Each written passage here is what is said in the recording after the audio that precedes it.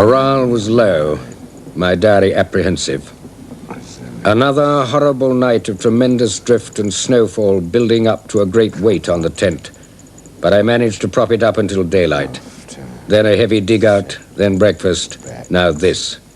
This was full blizzard on August the 18th, my third quarter day, and the moment of greatest hazard since the wave. So there I was, digging out before breakfast around midday, at dusk in the small hours, and I couldn't keep tussock camp open either. On the evening of August the 18th, I went on to shift work, 2 hours on, 2 off. There was a moon somewhere behind all the shit, and so quite a bit of light when I turned to around 7. And I can remember the total misery of tackling something that I knew I wouldn't be able to go through with. Something that had got me beat before I began. So I sang at the top of my voice, "Oh, what a beautiful morning. Oh, what a beautiful day. Oh, what a beautiful feeling. Everything's going my way." And the wind dropped.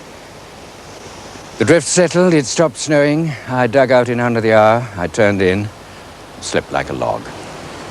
I rate those 10 days in mid-August my second real mistake. I was trying to hide, taking cover. And you know the fates don't like that kind of thing. So when I made my final move up from the flat, I opted for the wide open spaces, here again, but on, 10 feet of snow. I reckon I'd sooner be blown away than buried. On August the 24th, I damn near was.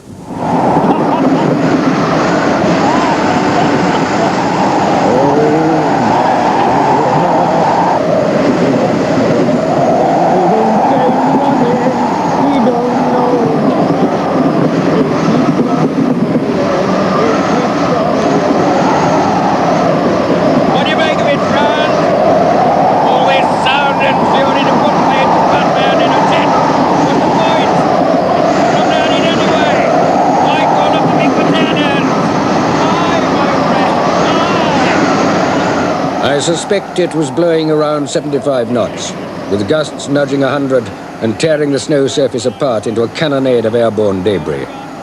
And I sat on the doorstep to take what I could of the strain for 18 hours. It was the last easterly I had. This is my diary, part of it. I feel I might well end this notebook with a long-term view. A, I will wait for the sealers until the end of September. B, I will then take stock of all resources and check the seaworthiness or not of the dinghy. C, I will then concentrate on precise preparations for a boat journey and a land crossing by the modified Shackleton route. D, I will leave for King Haakon Bay when the moon is making during the second half of October, and I shall travel light. That was written on August the 31st, when I could count on the sealers showing up, if indeed they were going to, in 2-3 weeks' time, and I was planning to keep watch from Lookout Bluff throughout the hours of daylight as from September the 15th. It should have been easy. It wasn't, because I'd gone back quite a bit.